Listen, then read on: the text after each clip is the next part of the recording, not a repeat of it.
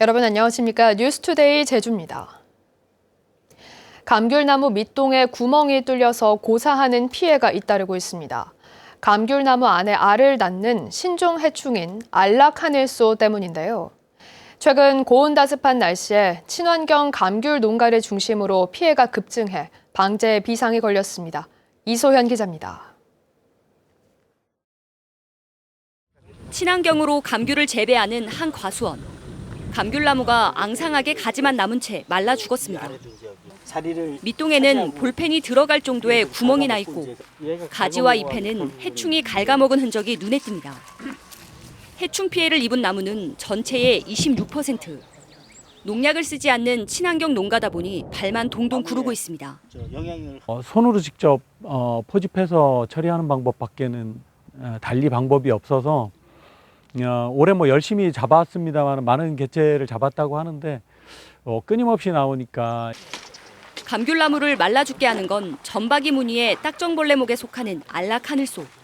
6월에서 8월 사이 나무 밑동에 알을 낳고 부화한 애벌레가 내부를 갉아먹어 나무를 고사시키는 겁니다.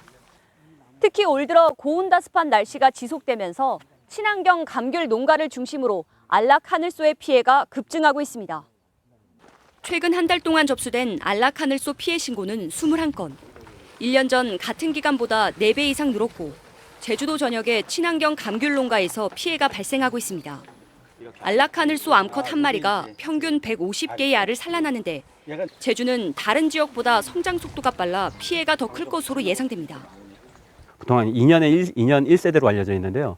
제주도 같은 경우는 아무래도 지역적으로 저 남쪽에 있기 때문에 따뜻해서 다른 타 지역보다 따뜻해서 1년에 1세대가 발생하는 것으로 알려져 있습니다.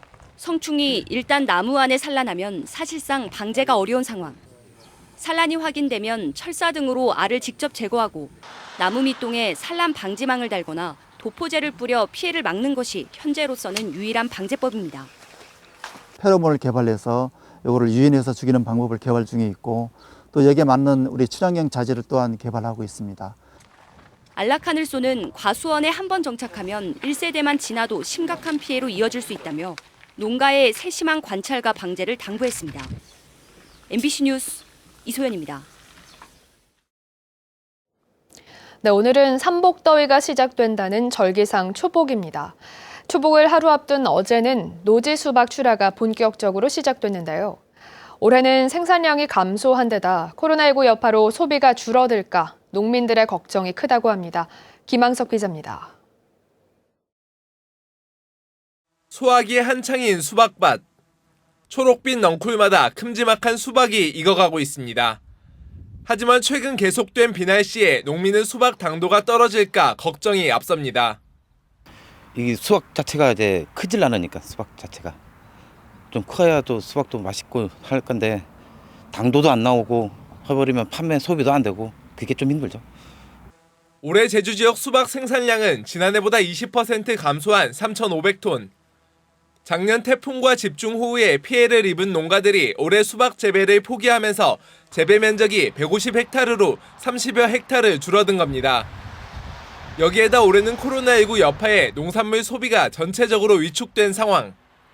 매년 개최되던 수박 축제도 올해는 코로나19로 간소화돼 농가들은 주산지에서 할인 판매 등 다양한 행사로 소비 촉진에 나설 계획입니다. 수박을 브랜드화하기 위해서 레시피 책자와 동영상을 제작해서 알리고 있으며 이로 인해서 농가 소득이 향상될 수 있도록. 직거래 장터에는 올해 처음 드라이브 스루 방식도 도입됐습니다. 예, 우선 차에서 구입하니까 위생적으로 우선 좋고요. 또한 행사 기간에 싸게 구입해서 너무 좋고요. 코로나19로 인한 소비 위축과 생산량 감소에도 제철을 맞은 제주산 노지 수박이 다양한 할인과 홍보 행사로 소비자들을 유혹하고 있습니다. MBC 뉴스 김항섭입니다.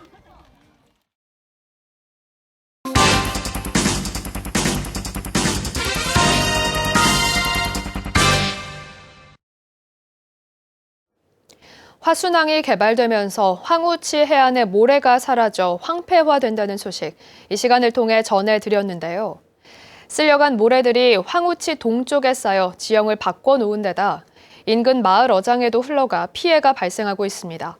이슈 추적 오승철 기자가 보도합니다.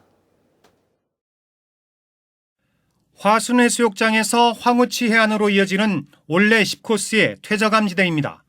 작은 곳과 곳 사이에 모래가 잔뜩 쌓였습니다.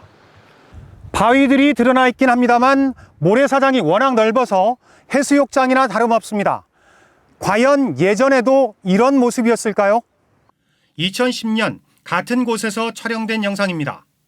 모래는 찾아볼 수 없고 주상절리 해안에 파도가 넘실거리고 있습니다.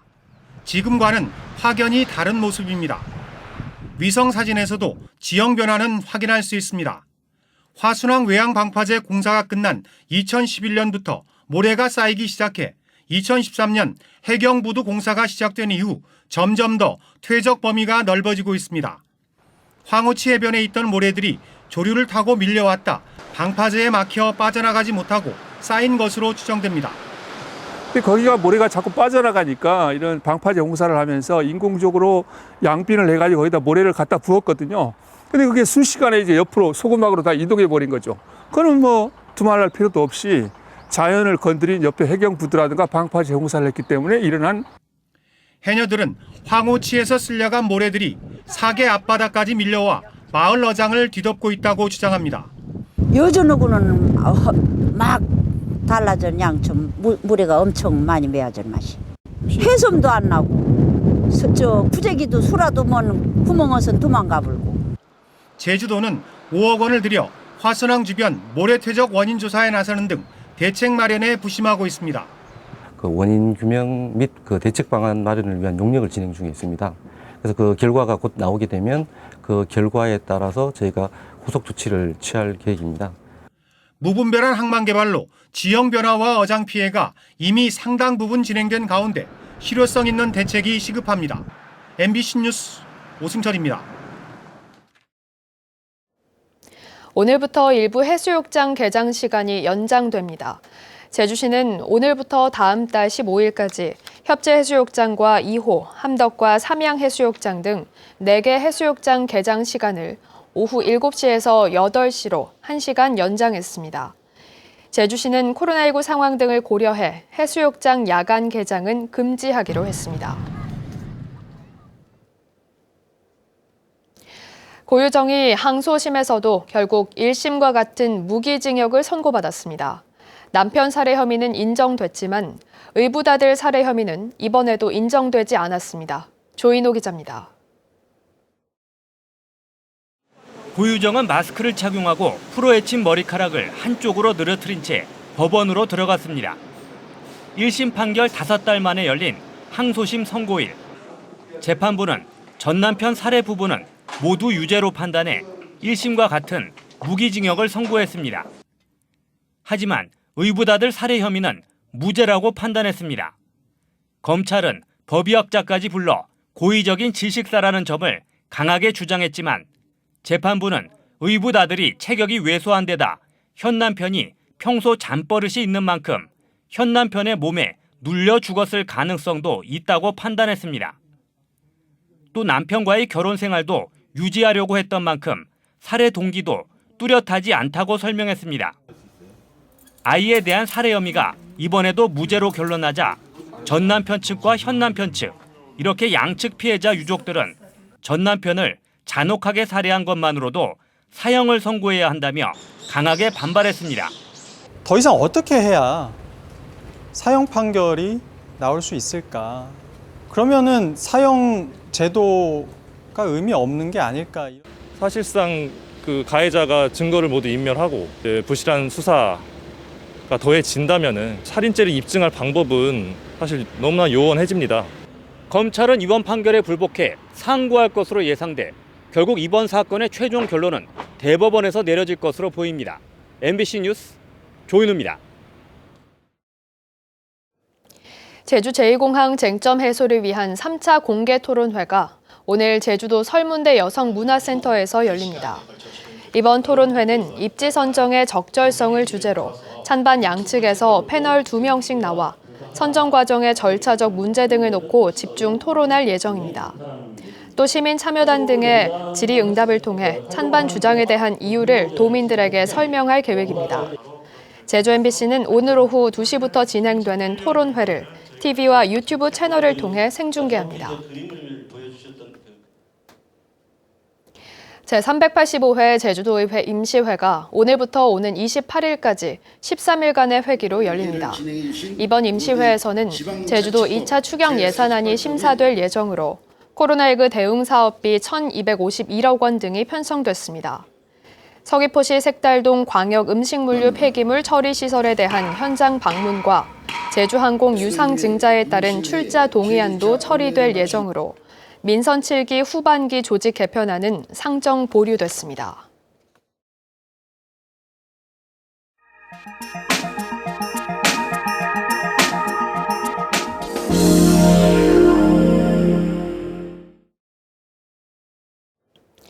지난 2018년 전국을 강타했던 사립유치원 회계 비리 사태에 대한 기억을 하실 텐데요. 올해 상반기 감사를 벌인 결과 일부 사립유치원의 회계 부정이 여전했습니다. 춘천 MBC 강화길 기자가 보도합니다.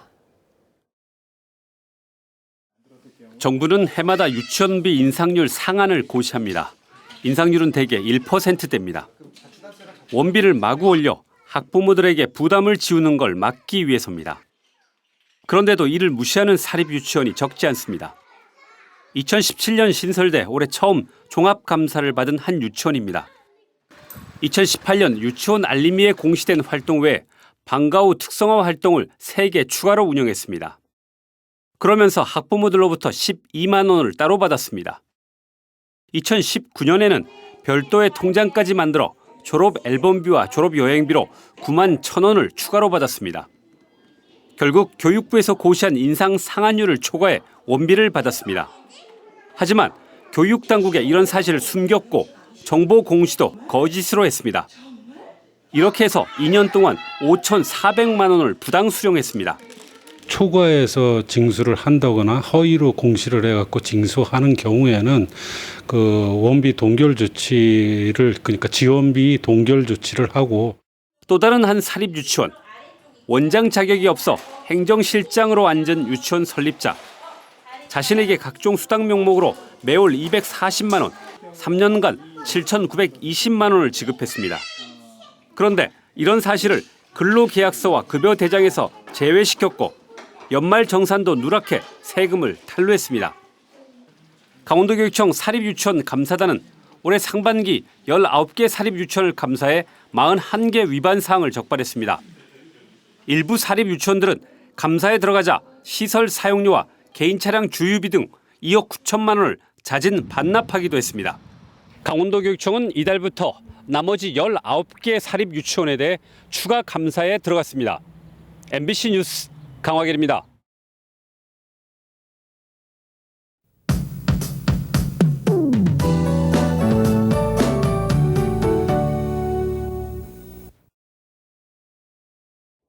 초복인 오늘은 대체로 흐리겠습니다. 저기압의 영향으로 동풍이 유입되면서 낮 동안 북동부와 서부, 산지에는 빗방울이 떨어지는 곳이 있겠습니다. 이들 지역을 중심으로는 오늘 아침 안개도 짙게 낄 걸로 보이는데요. 시야가 답답한 만큼 안전운전 해주시기 바랍니다. 오늘 절기상 초복이지만 크게 덥지는 않겠습니다. 기온은 평년보다 2, 3도가량 낮은 분포를 보이면서 선선하겠고요. 미세먼지 농도는 좋음 수준으로 공기는 깨끗하겠습니다. 주말인 일요일부터 다시 장마 전선이 북상하면서 비 소식이 있겠습니다. 다음은 자세한 지역별 날씨입니다. 현재 기온 북부와 남부 21도, 서부와 동부 20도를 보이고 있습니다. 낮 최고 기온은 서부와 남부가 26도, 북부와 동부가 25도로 예상됩니다. 오늘 도서 지역은 대체로 흐리겠고요. 현재 기온 20도 선에서 출발하고 있습니다. 바다의 물결은 제주도 남쪽 먼바다가 1에서 2m로 일겠습니다. 오늘 아침 제주공항은 하늘에 구름만 조금 낀 가운데 항공편은 정상 운항되고 있습니다.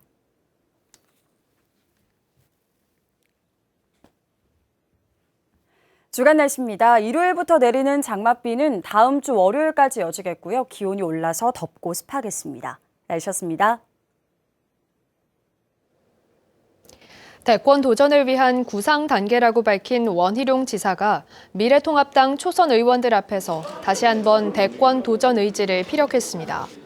원 지사는 어제 오전 국회의원회관에서 열린 미래통합당 초선 의원 공부 모임의 강연자로 나서 앞으로 강력한 메시지와 실천을 보여 국민의 마음속으로 깊이 들어가겠다고 말했습니다. 또 오는 2022년 집권하지 못하면 미래통합당은 없어질 것이라며 초선 의원들과 함께 이기는 정당을 만들기 위해 백방으로 노력하겠다고 강조했습니다. 코로나19 여파로 제주 지역 실업자가 급증했습니다. 호남지방통계청 제주사무소에 따르면 지난달 제주 지역 실업자는 15,000명으로 지난해 같은 기간보다 8,000명 늘었고 실업률은 4%로 지난해에 비해 2.1%포인트 올랐습니다. 통계청은 코로나19 장기화로 서비스업과 건설업 등에서 부진이 이어지면서 실업자가 늘어난 것으로 분석했습니다. 코로나19 확산 이후 제주 지역 카드 이용 실적이 20% 넘게 감소한 것으로 나타났습니다. 한국은행에 따르면 코로나19가 본격 확산한 올해 2월부터 5월까지 4개월 동안 제주 지역 내 지급카드 이용 실적은 120억 원으로 지난해 같은 기간과 비교해 21.1% 감소한 것으로 나타났습니다. 이 같은 감소율은 전국 17개 시도 가운데 가장 큰 하락폭인데 올 상반기 관광객이 30%가량 감소했고 도민들의 외부 활동 감소의 영향으로 분석됩니다. 제주 공직사회에서 최근 2년 동안 4건의 성희롱 사건이 발생했습니다. 제주도는 지난 2018년부터 2년 동안 직장 내 성희롱 신고 5건이 접수됐고 고충심의위원회 심의 결과 4건이 성희롱으로 결정됐다고 밝혔습니다. 하지만 한 건에 대해서만 중징계가 이루어진 것으로 알려진 가운데 제주도는 징계 여부나 수위를 확인해 줄 수 없다고 밝혔습니다. 제주 지역에서 조직폭력과 외국인 범죄가 끊이지 않고 있습니다. 제주지방경찰청은 올해 상반기 조직폭력배 34명을 검거해 3명을 구속하고 불법 고용 알선책 등 외국인 범죄자 97명을 검거했다고 밝혔습니다. 경찰은 코로나19로 인한 경기 침체와 피서철 분위기에 편승한 범죄를 막기 위해 앞으로 3개월간 조직폭력과 외국인 범죄를 집중 단속하겠다고 밝혔습니다.